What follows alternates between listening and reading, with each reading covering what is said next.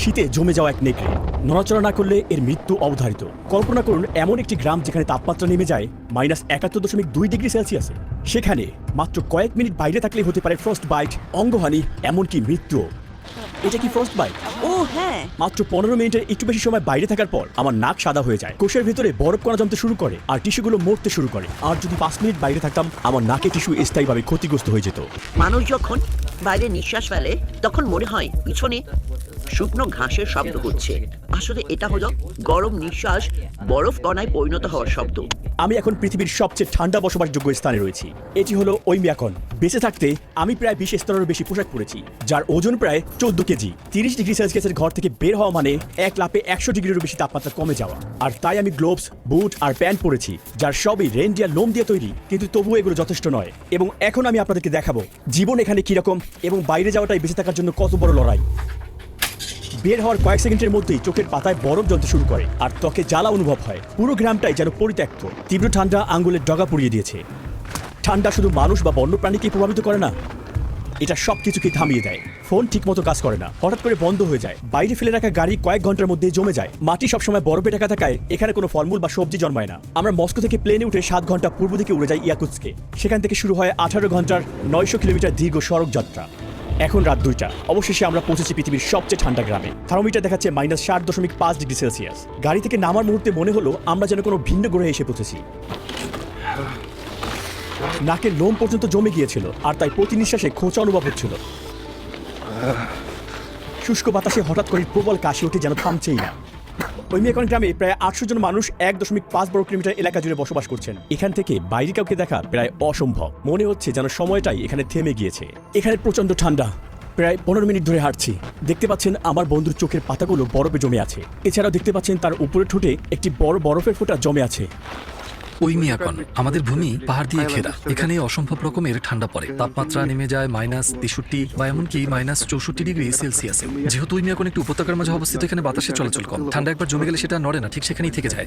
এই এলাকায় মাটির নিচের স্তর সারা বছর বরফে জমে থাকে। এই বরফের স্তরকে বলা হয় পার্মাফ্রস্ট, আর এটি 100 মিটার দীর্ঘায়িত হতে পারে। এই চরম ঠান্ডা টিকে থাকতে গ্রামের মানুষরা একটি কেন্দ্রীয় হিটিং সিস্টেম গড়ে তুলেছেন। একটি মাত্র কয়লা চালিত বয়লার থেকে পাইপের মাধ্যমে বেশিরভাগ এলাকায় পৌঁছে দেওয়া হয় তাপ। এই ব্যবস্থাটি এক মুহূর্তের জন্য বন্ধ হওয়া চলবে না। এখানকার বাড়ির ভেতরের গঠন সাধারণ গ্রামীণ বাড়ি থেকে সম্পূর্ণ ভিন্ন। পুরো বাড়ি গরম রাখতে কেন্দ্রীয় বয়লার সাথে সংযুক্ত পাইপগুলো ঘরের মধ্য দিয়ে চলে যায়। প্রথমে মোটা কাঠের বিম দিয়ে সমতল একটি ভিত্তি বানানো হয়, আর এর উপর বসানো হয় মূল কাঠের গাঁথনি। এরপরে দেওয়া হয় 30 সেন্টিমিটারের পুরুত্বের একটি সাবফ্লোর। এরপরে ইনসুলেশন এবং সবশেষে মেঝে। প্রতিটি দেয়াল 7 স্তরের উপাদান দিয়ে তৈরি। বাইরে থাকে কাঠ, এরপরে প্রধান ইনসুলেশনের বাধা হিসেবে থাকে বসাল্ট লোম, এরপরে প্লাস্টার, মেস, ফোম ইনসুলেশন, আরও এক স্তরের প্লাস্টার এবং সবশেষে ভিতরে কাঠের প্যানেল থাকে। জানালাগুলি 3 স্তরের কাচের, যা এই প্রচন্ড ঠান্ডা থেকে রক্ষা করার জন্য অত্যন্ত গুরুত্বপূর্ণ। ছাদের ভিতরে ইনসুলেশনের জন্য ব্যবহৃত হয় সরাস্ট এবং মাটি। হিটিং সিস্টেমের সাথে এই ব্যবস্থা ঘরকে গরম রাখে। প্রতিটি বাড়িতে প্রবেশপথের প্রথম ঘরটিকে ইচ্ছাকৃতভাবেই ঠান্ডা রাখা হয়। আমরা সামনের ঘরেই সবকিছু জমাট বাঁধিয়ে রাখি। এই ফ্রিজটি দেখো, একেবারেই প্রাকৃতিক। এখানে আমি দুধ আর মাংস জমিয়ে রাখি, ঠান্ডায় সংরক্ষণ করি।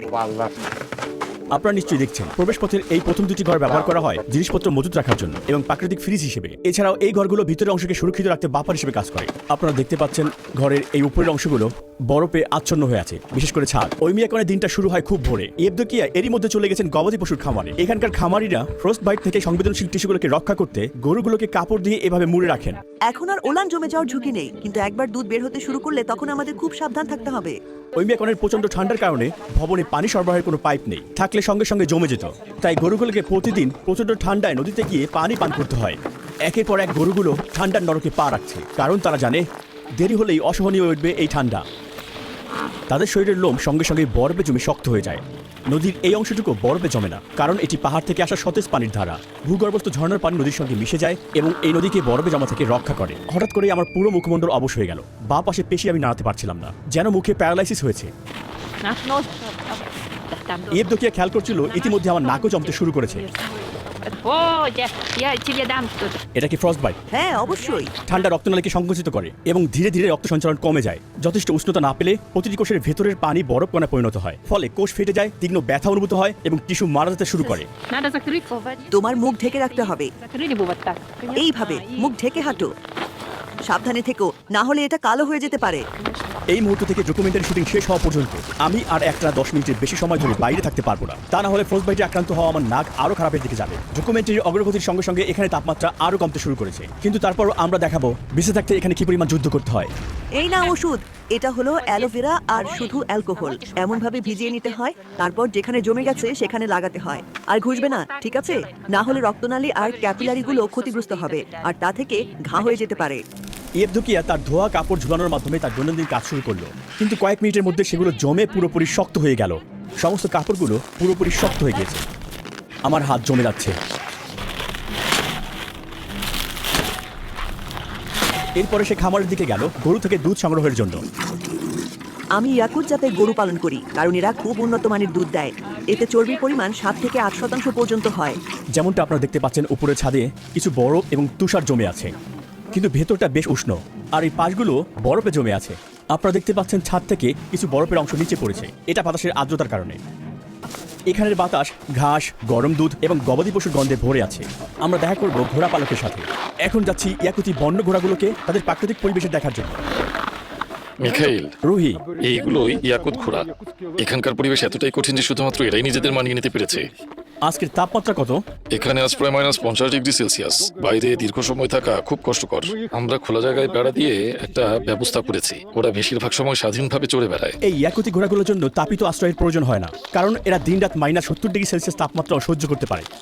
সাধারণ ঘোড়ার চেয়ে এরা আকারে অনেকটাই ছোট, আর যেটা শীতকালে তাদের জন্য একটি ভালো দিক, কারণ ছোট শরীর মানে তাপ কম এলাকা জুড়ে তাদের শরীরে বিকিরণ ঘটায়। এই ঘোড়াগুলোর দেহ দেখতে অনেকটাই ফোলানো, মোটা চর্বির এবং গোলাকৃতি। এটা তাদের ঘন লোমের কারণে, আর তাদের খুরগুলো অনেক উঁচু। এই কারণেই তারা এত ঠান্ডা সত্ত্বেও এই জমাট মাটিতে তারা অনেকক্ষণ দাঁড়িয়ে থাকতে পারে। ওদের আটকানো হয়নি এখানে, শুধু খাবারের জন্য তারা এখানে আছে। তাদের শরীরই হলো খাবার। এটা ঘোড়ার মাংস, এখানকার মানুষ এটা খায়। যেমনটা দেখছেন, এতে প্রচুর চর্বি রয়েছে। এটা একটা প্যাকেট, ঘোড়ার মাংসের প্যাকেট।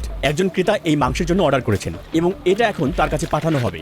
এই ঘাসের স্তূপটি গ্রীষ্মকাল থেকেই এখানে জমিয়ে রাখা হয়। শীতকালে এটাই ঘোড়াদের প্রধান খাবারের উৎস। মিখাইল আমাদের তার ঘোড়ার মাংস এবং কলিজা খাওয়ার প্রস্তাব দিলেন, যা কাঁচা এবং জমা অবস্থায় খাওয়া হয়। কাঁচা ঘোড়ার মাংস এটি ভিটামিন আর ভালো পুষ্টি উপাদানে ভরপুর। কারণ এখানে আমাদের ফল বা সবজি নেই, তাই আমরা মাংস থেকে এই ভিটামিন নিই। খেতে বরফের মতো লাগছে। আমি এটা স্বাদ পাচ্ছি না, কারণ জমে আছে। এটা কলিজা।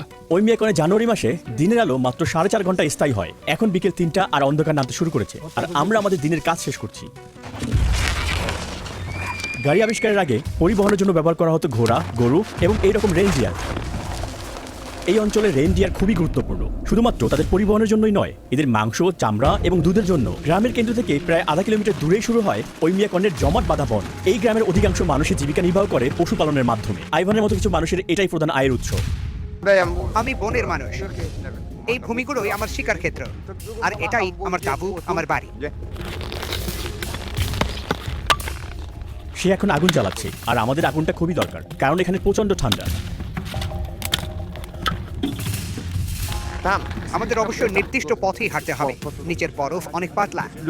আমরা জমে যাওয়া নদীর দিকে এগিয়ে গেলাম। সেখানে সে আগের দিন একটি মাছ ধরার জাল পেতে রেখেছিল।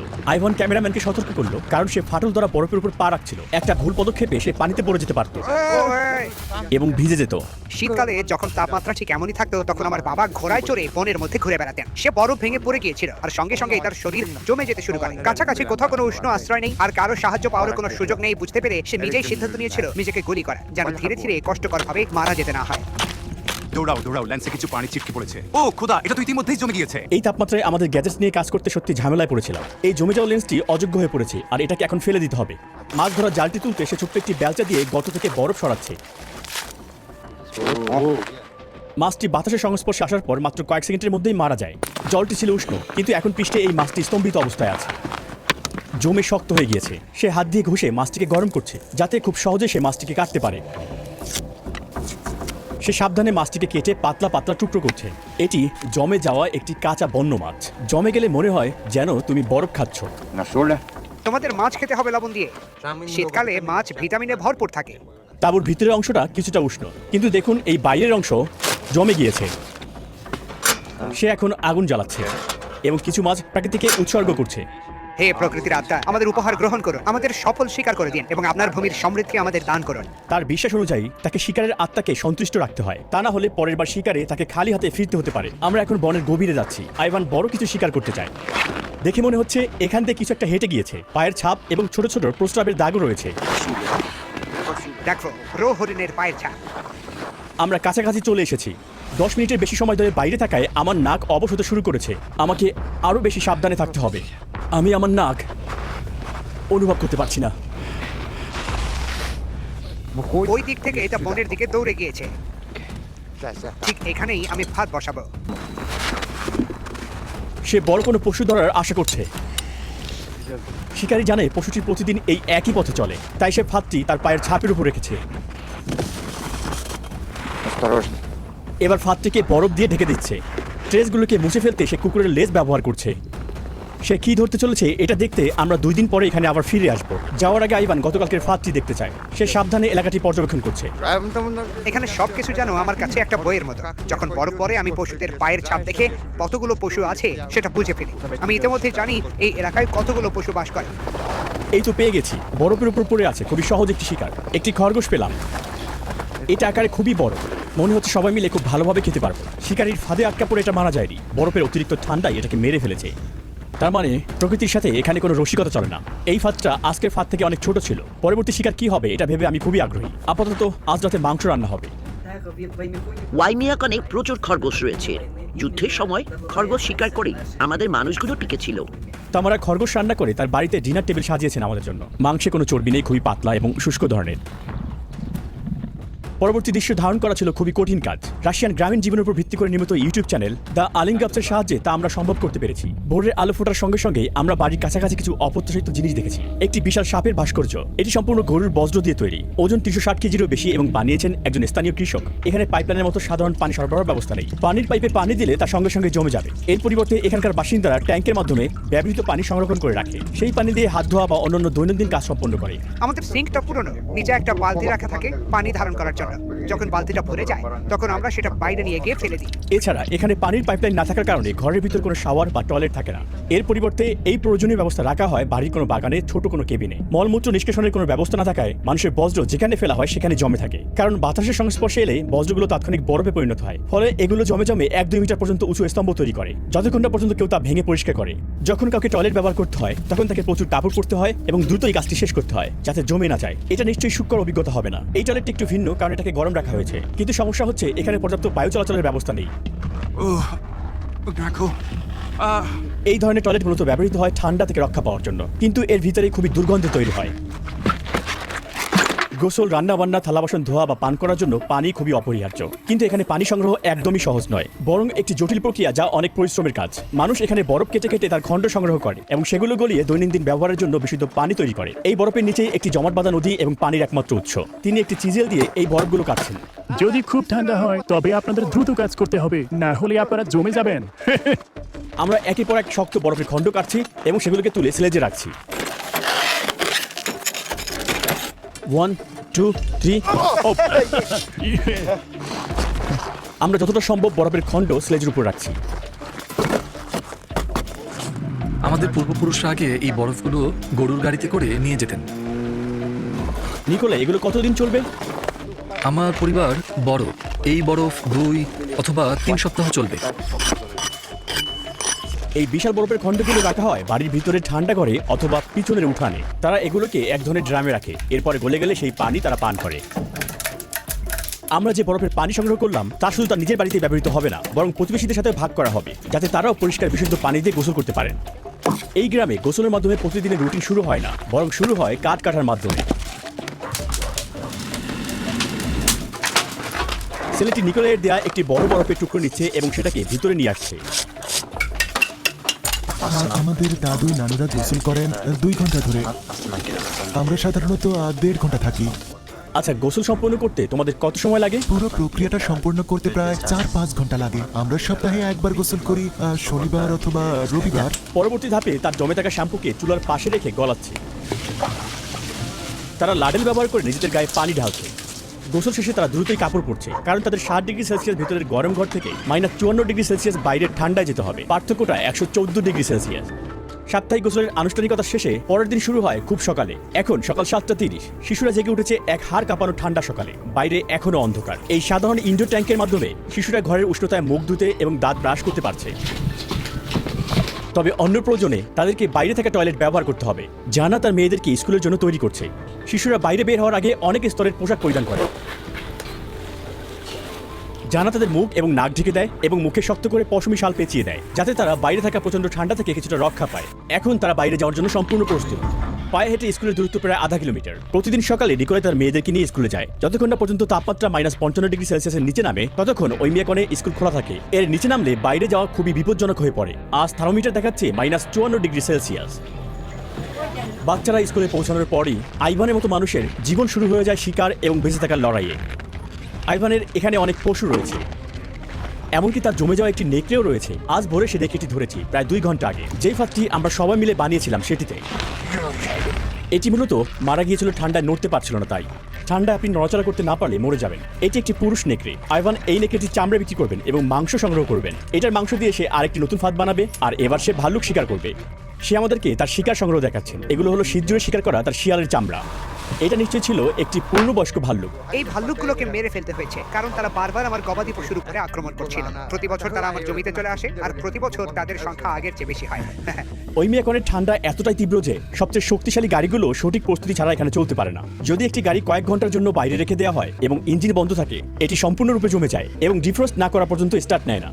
আপনি কিভাবে আপনার গাড়িটি আবার সচল করবেন? আমরা জেট হিটার ব্যবহার করব। আমরা নিশ্চিত না যে এটা এরপর আর চালু হবে কিনা। প্রতিটি অংশ জমে পাথরের মতো শক্ত হয়ে গিয়েছে। মেটাল, জ্বালানি তেল, এমনকি ব্যাটারিও। তারা গাড়ির উপর জমে থাকা পুরো বরফ ঝেড়ে ফেলতে শুরু করলো।